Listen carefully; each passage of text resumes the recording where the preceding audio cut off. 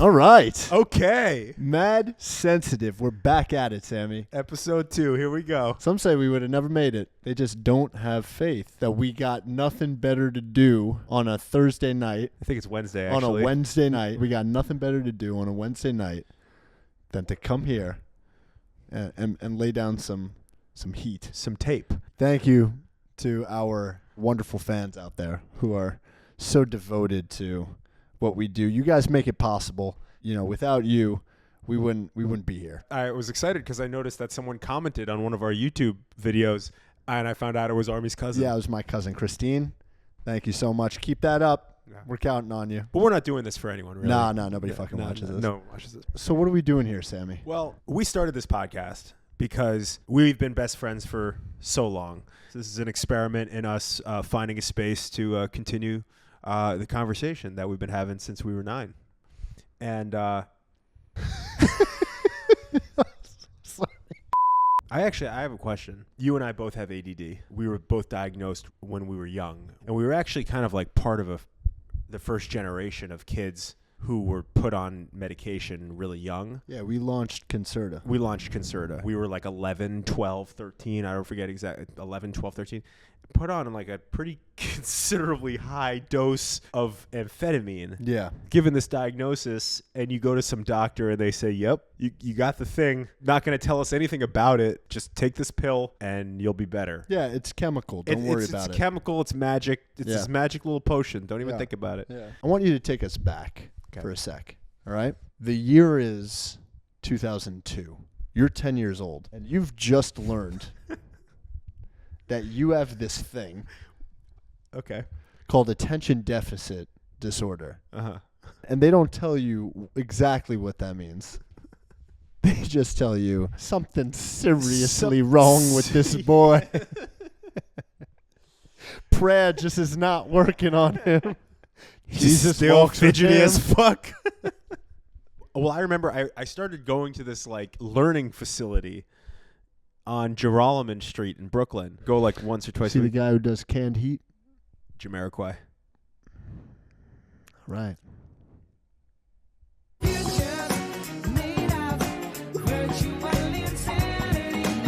So I start going to this specialist, I guess. And I'm like, oh, we're going to some new person. There's a new person in my life. That's exciting. I'm doing all these tests. What were the tests? Spatial awareness, I guess. How soon is this ball going to... Look out! I mean, I was probably playing with blocks and like Legos and stuff, but I just remembered like there was no grade. It was just like, why are we doing this? You're like, do you want to play? You want to play? I'm having all the fun here. And they're just taking notes on me. I feel like a fucking gorilla. And so I don't know if it was them that told me or I'm sure they told me that like I have ADD, which is this new this thing that's going around. This just dropped. Started taking it when I was 12 or 13.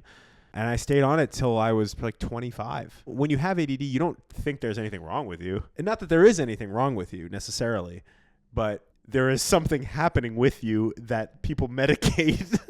So it's hard to say that there's not something wrong with you. I was kind of embarrassed by it. I was like, oh, fuck, I'm like hyper. I guess this is a problem. I have to learn how to like not fidget so much. But I started taking the medication. I started getting really fucking good at school. So it's like it worked. It worked for me. What was your diagnosis like? I underwent the same type of testing as you did. This boy's got ADD. He's got so many deficits. His deficits have deficits. Yeah. It was like a bunch of like memory tests and sort of like analytical tests. I'm not really sure. Like, what are you asking an 8-year-old? Can you tell me what the fuck I'm doing here? Yeah, exactly. Can I go play with my friends? Maybe if you told me why, I would care enough to remember. You know what I'm saying? But yeah. So when I was younger, I got prescribed, and I feel like, you know, steadily as I was getting bigger, like physically, I was, the boy put on some weight. Let's say between 11 years old and 14 years old, I was pretty thick. You weren't that thick. I was rotund. A little pudge. Maybe a little pudge, yeah. The concern had the opposite effect on you. Yeah, seriously. Normally, you lose weight from it. Yeah. I couldn't stop eating. I was getting bigger, and I was getting more medicated, and it absolutely helped me in school. I continued with the medication through my early career, working in LA and the agencies and that type of thing. My ADD now I see as sort of it's a way deeper emotional conversation than just oh, this dude doesn't like focusing on what he's supposed to be focusing on. No, it's there's some sort of thing there's some sort of tension that my inner, psyche is pushing up against that I'm trying to uncover. I'm trying to figure out what it is. Yeah. One of the side effects that it has is that it numbs your body sensations. So it's part of why sometimes you don't feel hungry. People lose their appetite when they're on Adderall. You become less attuned to what's happening in your body. And what's part of why it helps you focus, because you're less distracted, right? So if you happen to stop taking the medication at some point, suddenly you become way more attuned to your body. The body sensations and the feelings that you were numb to for so long start talking to you a little bit. And it's overwhelming because I'm not used to dealing with them and realizing that this is just part of what being a human is having fucking feelings. Talking about feelings, how in touch with your feelings are you, would you say? It's such a tough question. I would like to say pretty attuned to my feelings, but I think that there's a lot of distraction in our day-to-day lives that allow us to stay pretty surface level with ourselves. It's never been easier to avoid how you feel. I was recently in Costa Rica. My iPhone got waterlogged in this rainstorm. I had basically 3 days without my phone, and I didn't have the usual vice. I kind of just had to be all right, I'm nervous right now. What's that?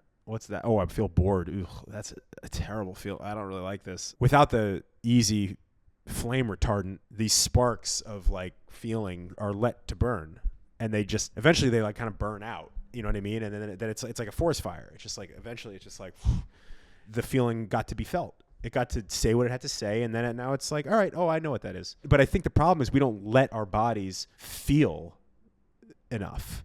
It's let this boredom just finish, because it turns into ideas. Let the sadness finish because it becomes processed. It's you're answering the questions that arose for you as a kid now.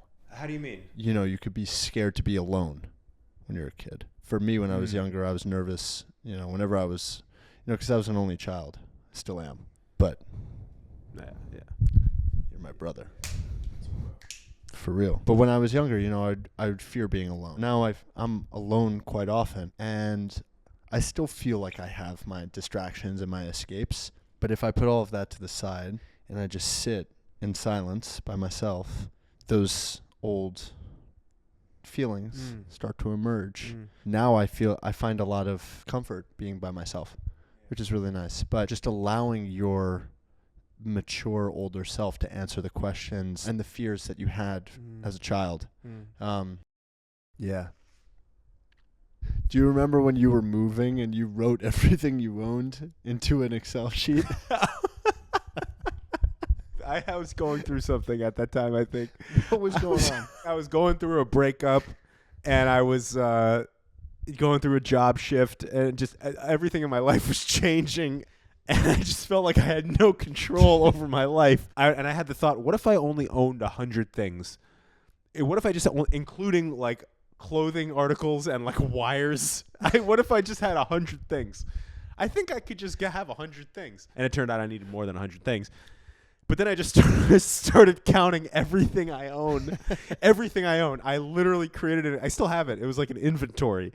Every single thing I had, every piece of clothing, and I tagged it clothing, wires, electronics, bedding, letters, personal items, soap. I wrote everything down. It's psychotic that I did that. It's like some American Psycho shit. And I remember it took me 3 days to do this. I spent a whole weekend doing this. This was like my project. I'd woke up and would get coffee and do this. When there's no channel for a hyperactive mind, it will eat itself. Yeah, you're lucky you categorized your possessions. And not just my thoughts. Exactly. Yeah, and didn't just start to...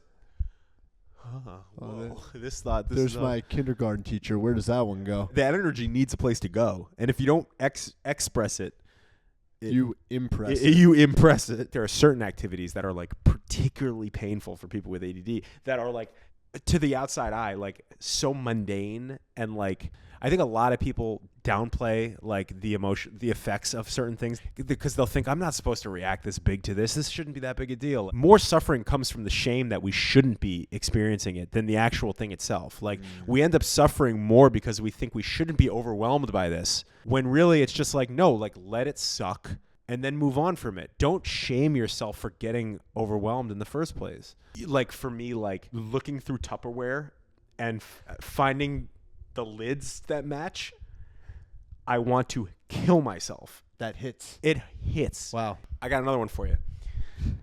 And another thing, you're cleaning your room or you're cleaning your apartment. You come across something. You don't know where to put it. You can't put it in the toolbox because Right. it's not a tool. Right. You can't put it in the electronics box because it's not an electronic. And you don't want to throw it out. What is it?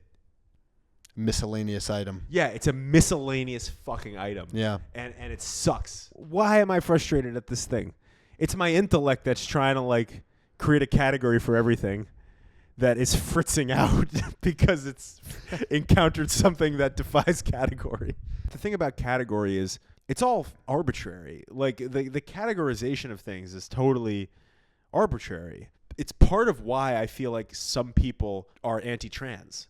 It's because they can't fathom a non-binary expression of life. But like life is non-binary. That's like the whole thing. It's so fluid. Like everything is fluid. And so whenever anyone or any group of people comes around with any sort of challenge to our notion of category, everyone's like, whoa. You know what I mean? Mm-hmm. But no human has any authority over the categorization of what it means to be a human being. Like that's so fluid. Definitely. It's like even if you were looking at like masculinity, right, on a spectrum, right, or like gender on a spectrum, like what does it even mean to be like hyper masculine? Right. What does that mean? The spectrum is not like linear. No, not at all. It's like a continuum. I think most of life, all of life is more like that, more spectrumy and fluid. Gay and straight feels binary. Yeah, it's like you could be 100% gay or like 99% gay. That's a funny concept. How gay do you think you are? How gay do I think? That's a good question. I'm probably gayer than the average heterosexual. Everything in my experience and my preferences point in the direction of being straight. But I haven't had intimacy with a man before. You haven't had a perception-altering, earth-shaking, no, I haven't identity-challenging. Yeah. I mean, I saw encounter. Fight Club. There you go. I saw Fight Club. There you go. Okay. There you go. Okay. Yep. I saw it. David Fincher knew what he was doing. I saw it. David Fincher knew what he was doing. He said, "Oh, you guys like, you're real manly men, huh? Why don't you see Brad Pitt fucking shirtless?" Oh my God, that dude is hot in that movie. Yeah. I mean, his abs are great, but just his face, the hair and the clothes, jawline. Yeah. Just the lighting on him. I mean, is this me just wishing I could be more like him? Well, that's Edward Norton's thing in the film, right? Right. Like Brad Pitt is just what Edward Norton wishes he was. Right. And is that? I don't know. I think that, if somebody came along, if a man came along that I was drawn to, there's probably reason that I'd be drawn to him for the same reason that I would wish for myself to have that allure. Right, exactly. Right. But I feel nervous about having like a gay experience because of the certain like constructs of how I identify myself, Yeah. I mean, nobody really fucking cares at the end of the day. Totally, yeah. You know what I'm saying? Straight men care more than anyone. Exactly. The idea of a crush and like being drawn to someone beyond the attraction that I might feel towards a woman, like the physical attraction, beyond that, usually it has to do with them having qualities that I don't have, that I want more of. You know what I mean? It has to do with wanting. Absolutely. Wanting to incorporate and integrate more of another's qualities as your own. That's so nicely said. And it goes into like intimacy and relationships. The best parts of relationships are where you see yourself taking on parts of the person that you're getting to know in a way that you sort of carry that around in your day to day. Right. It's an impulse to become wholer people.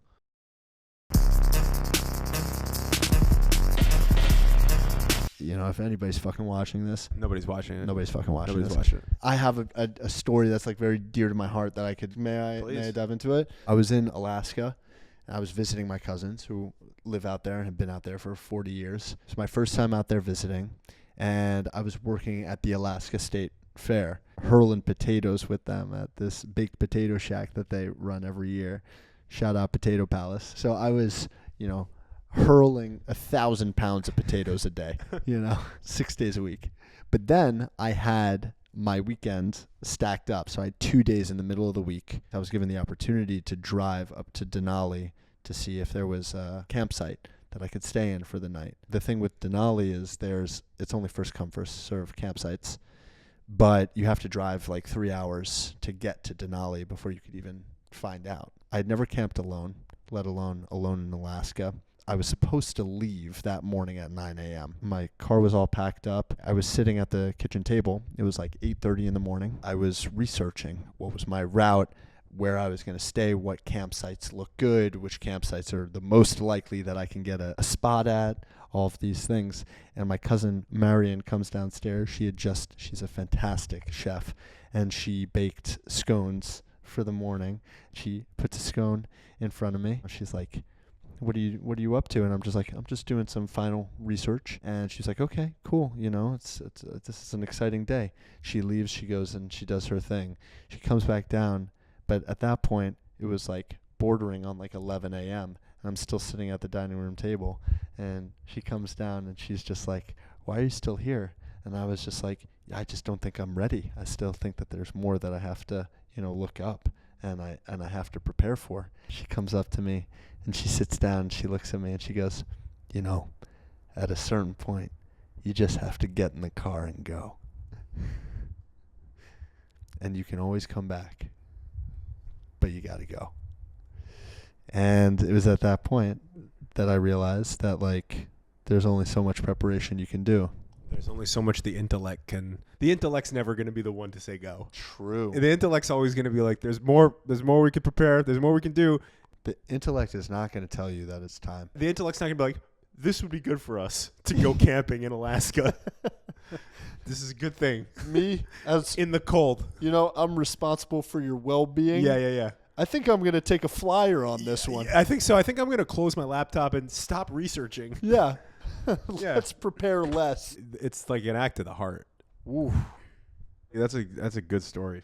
Yeah. Yeah. Should we do a peanut butter cup review? Let's do a peanut butter cup review.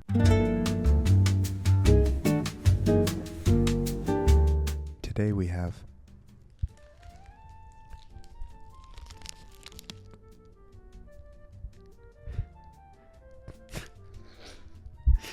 Justin's crispy dark chocolate peanut butter cups with crispy quinoa.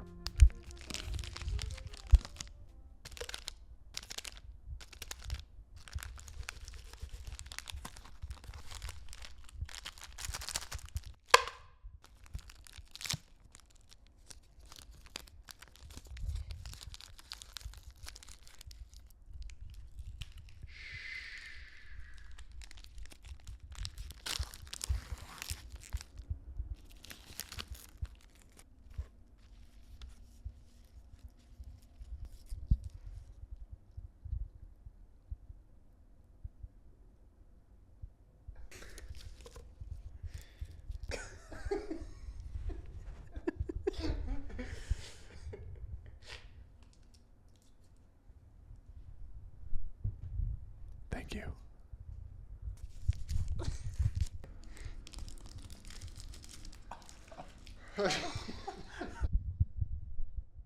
Cheers.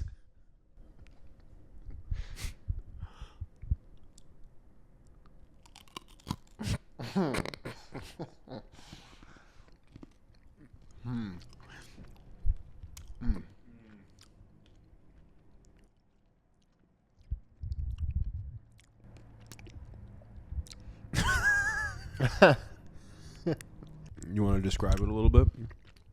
So, What are you picking up on here? You got this dark chocolate shell, and it's so crisp, you know? Mm-hmm. And then you have this quinoa situation. Mm.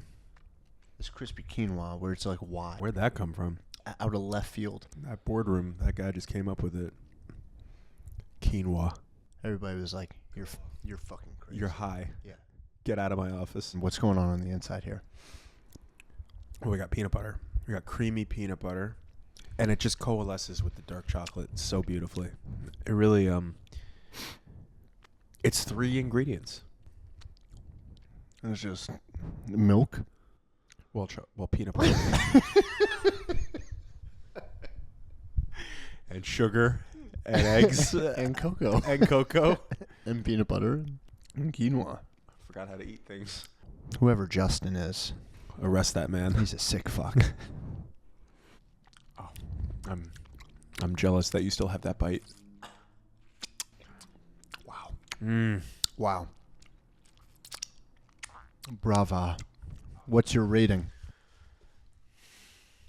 I mean, that's pretty damn good. I got to give it like a 9, I think. How do you feel? Yeah, I'd say 9 too. It's not mochi. No.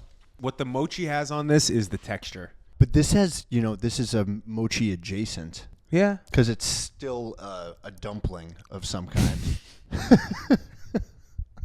A chocolate dumpling. Yeah. The peanut butter cup is the chocolate dumpling of the West. Yeah.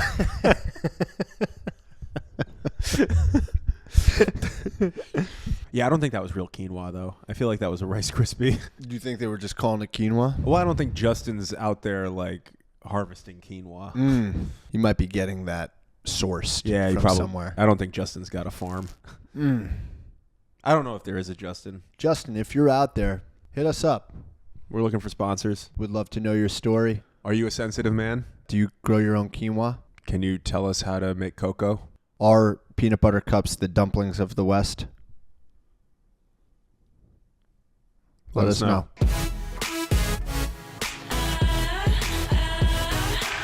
So what are we going to do? Some rapid fire questions? Let's do some rapid fire questions, but let's get cozy first.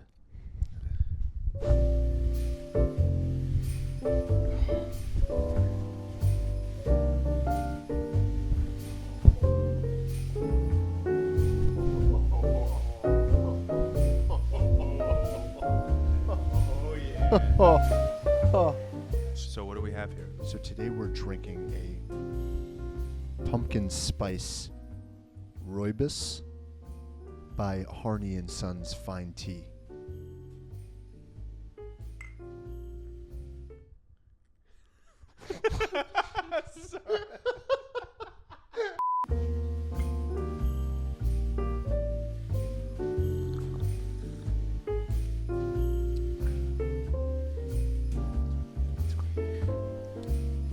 Nothing like tea and rapid fire questions. That's what we always say. It is. Tell me about Kundalini Breathwork. So Kundalini Yoga, the idea is that the portals to the divine are actually found in worldly pleasures. And it's not just sex. So like there's a misconception that Tantra and Kundalini is all about sex. It's not that. We use our bodies as portals to the divine. Our worldly pleasures, the ones that a lot of religions say are like beneath us, are actually the golden. It's a different way than the way a lot of religions frame the body and sex. Right, but usually the body in religion is sort of like a gateway to sin. Why should I just succumb to AI? Okay, I'm pro AI. Oh shit. Yeah, I'm gonna come out. I'm gonna come out and say I'm pro AI. Do you think that if AI could just take over my life and do everything for me, why not? Yeah, no, I'm down for that. Yeah, cool. Me too. I'm down for that. Yeah. Let me ask you a question. Would you put all of your bank statements into ChatGPT and ask it to make a budget for you?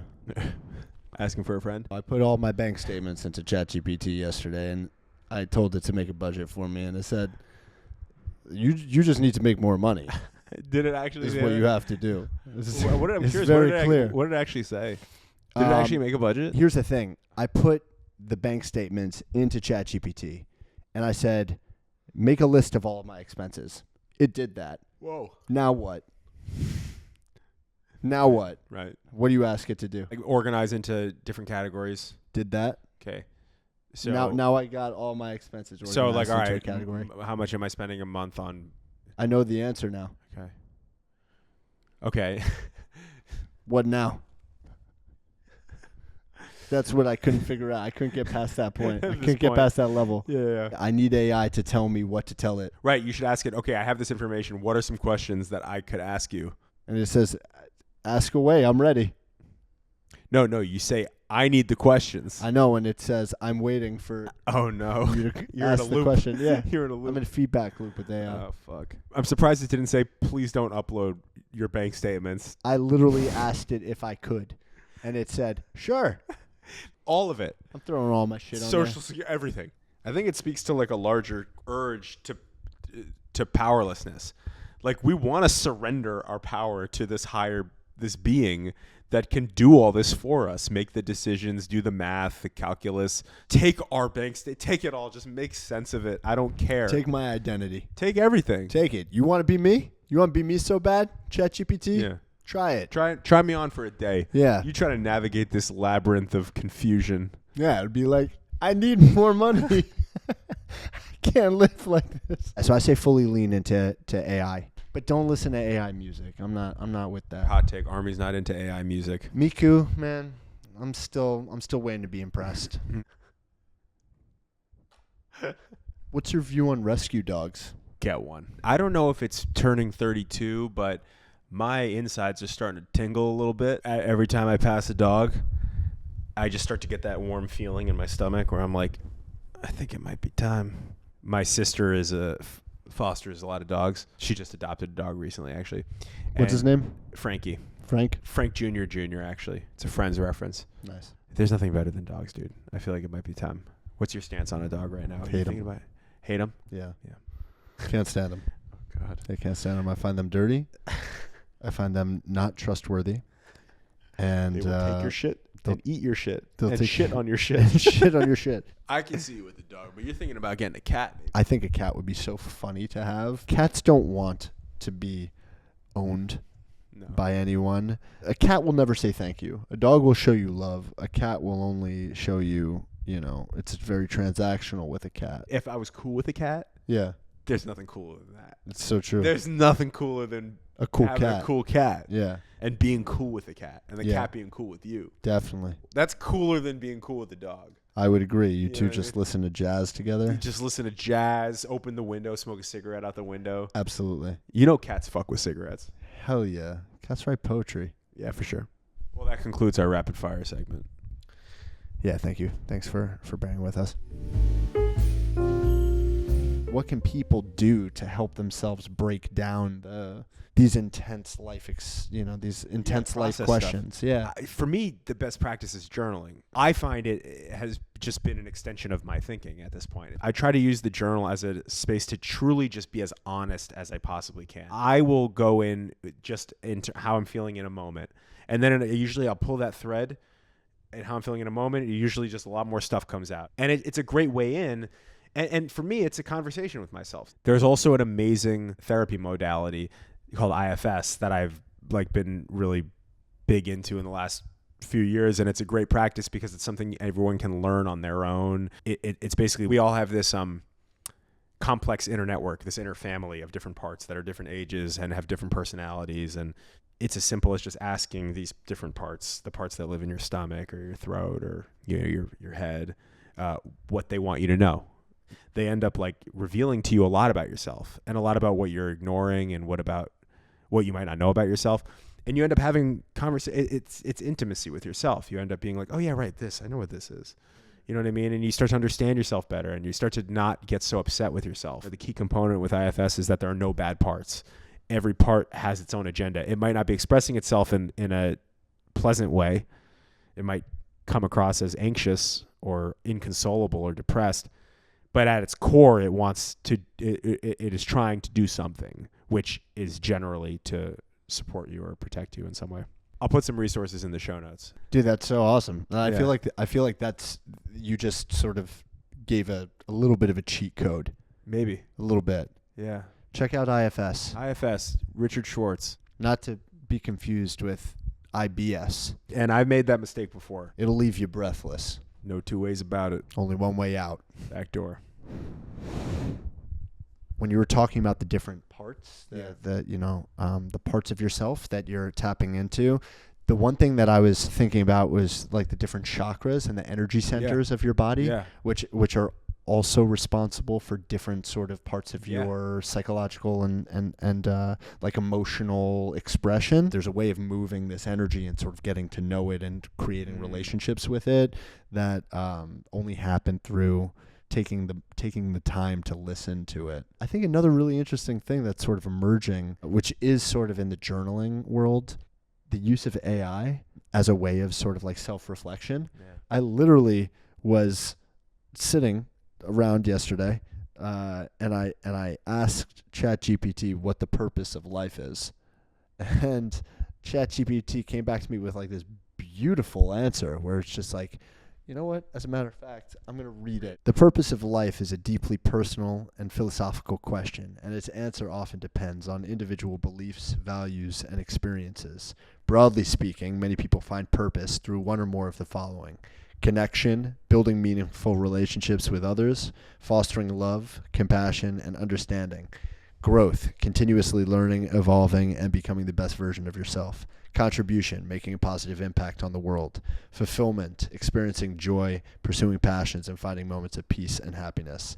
Existential exploration, searching for meaning through spirituality, religion, or philosophy. Ultimately, the purpose of life might not be a singular or universal truth, but a journey of discovering and creating meaning in ways that resonate with you. What do you feel gives your life purpose? That's an amazing reflection that it gave you. Yeah, it's crazy. Yeah, it's like really beautiful. Like you kind of can't say it better. Right. My cheat code for AI has been, rather than prompting AI, you have it prompt you. Instead of asking it questions, you leverage the fact that it knows everything. It has so much more intelligence than you do. You don't know what you need or want from AI. So you want AI to help you understand what AI can do for you. So you're basically forcing it to prod you for more information. The outputs from our AI are only as good as our inputs, and we are shitty at giving inputs. So we need to ask AI to ask us more questions to give it better inputs. So it's just a flip. It's just a flip of it. That is probably the most important AI hack I've ever heard. When it comes to spiritual, existential, philosophical questions, we're not looking for something to give us the answer. No. People have studied for thousands of years to understand these answers, and they've only come to the understanding that there is no answer. So it's not about me giving you the answer. You need the proper question. All great books, all great paintings, all great films, they generally end with some sort of question. They end up questioning the audience. I'm trying to think about what's more satisfying. A really, really good question or like a finite answer. No answer is complete if it doesn't also have a question. That's why all question marks have a period underneath.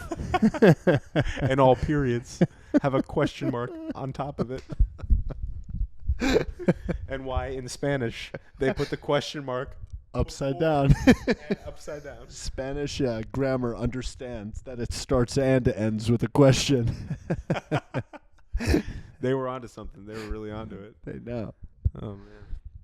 Oh, well, I think that concludes another episode of Mad Sensitive. Yeah, that was a pretty good one. Yeah, we covered a lot of ground. Yeah, good stuff. AI and mental health and masculinity. A lot of important conversations and most importantly, questions. Time flew there.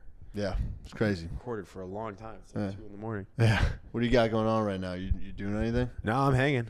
Chilling? Yeah, I'm chilling, yeah. You want to kick it for a little bit? You want to chill? Yeah, man. Dude, let's fucking hang. Let's I'd go, love to. dude. Yes, man. Let's chill. Incredible. Fucking, let's kick it. Hell yeah. Well, we appreciate you guys stopping by, and We'll catch you next time. Stay sensitive.